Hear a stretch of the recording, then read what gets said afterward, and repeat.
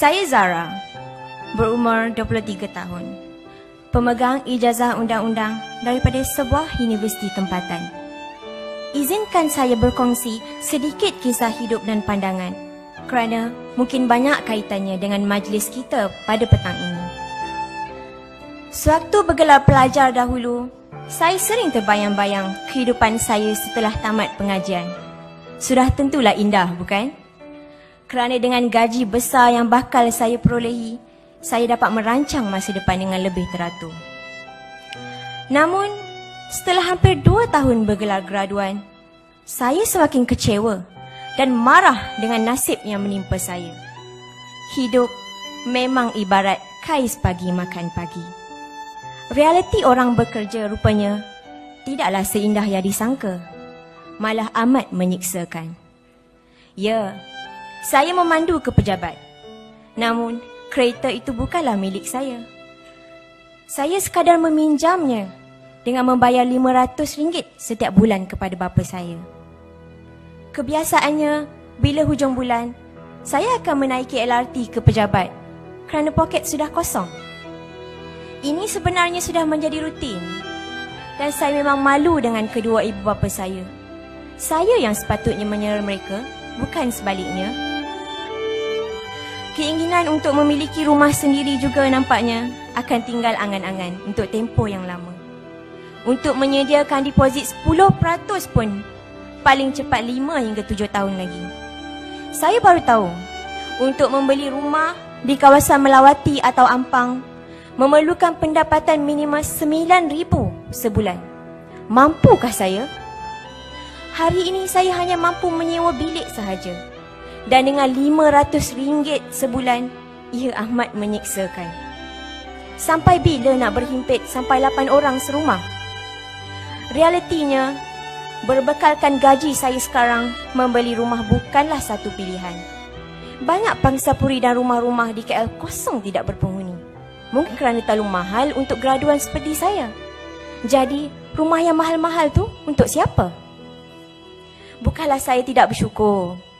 Saya juga bukanlah seorang yang mudah berputus asa. Saya sentiasa mencari peluang menambah pendapatan. Namun ia bukan mudah jika kita terikat dengan pekerjaan tetap. Saya mahu mengambil peperiksaan profesional untuk membolehkan saya menjadi seorang peguam. Namun, kos peperiksaan sebanyak RM15,000 tidak tertanggung. Hutang pinjaman pendidikan yang dahulu pun masih belum habis dibayar. Lebih malang lagi, universiti pengajian saya tidak mendapat pengiktirafan. Mungkin saya perlu berkahwin dengan lelaki kaya untuk keluar dari kemelut sosial ekonomi ini. Kedengaran melucukan, tapi ianya realiti. Belajar tinggi-tinggi, tapi akhirnya mengemis juga.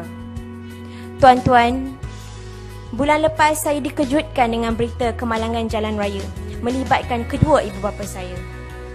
Syukur Alhamdulillah mereka hanya cedera ringan. Tetapi tambahan perbelanjaan yang terpaksa saya tanggung serta tragedi yang mungkin menimpa keluarga saya benar-benar membuatkan saya tersentak. Sesuatu perlu dilakukan.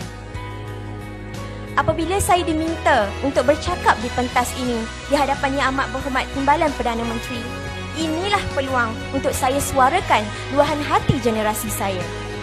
Saya tahu saya tidak bersendirian kerana ramai kawan-kawan saya turut terseksa. Kami sudah tidak nampak jalan keluar. Masa depan saya dan jutaan anak muda Melayu di negara ini amatlah kelam dan kelabu. Terus terang saya katakan, kami anak-anak muda Melayu sebenarnya sudah tidak hiraukan isu-isu politik atau perkauman lagi. Kerana apa yang lebih penting bagi kami adalah isu survival. I am the future of Malaysia. Tetapi saya sering tertanya-tanya, jika orang yang berpendidikan tinggi seperti saya boleh sebegini miskin, apakah harapan buat rakyat Malaysia yang lain yang tidak ke Menara Gading atau bukan dari keluarga berada? Kemana arah mereka? Pada petang ini dan menjelang Ramadan yang akan disambut esok, ingin saya tekankan kepada Yang Amat Berhormat Timbalan Perdana Menteri, kepada para pemimpin, ahli-ahli ekonomi, para bijak pandai, para majikan dan seluruh masyarakat agar jangan berlengah lagi untuk membela nasib orang Melayu dan bumi putra yang sekarang ini seperti pendatang di tanah air sendiri. Akhir kata, Saya percaya bahawa esok masih ada. Sebagai seorang Melayu beragama Islam, saya yakin dan percaya bahawa rezeki itu dijamin oleh Allah Ta'ala. Saya akan teruskan hidup dan berikhtiar. Saya dan kawan-kawan yang lain tidak akan berputus asa dan kami sentiasa berdoa agar negara ini terus maju dan dikurniakan pemimpin yang amanah dan bertanggungjawab.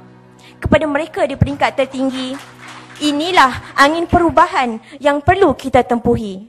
Untuk melangkah ke era 2020 sebagaimana yang dicita-citakan, kita lakukannya bersama-sama. Sekali lagi, nama saya Zahra dan saya sayangkan Malaysia. Sekian, terima kasih.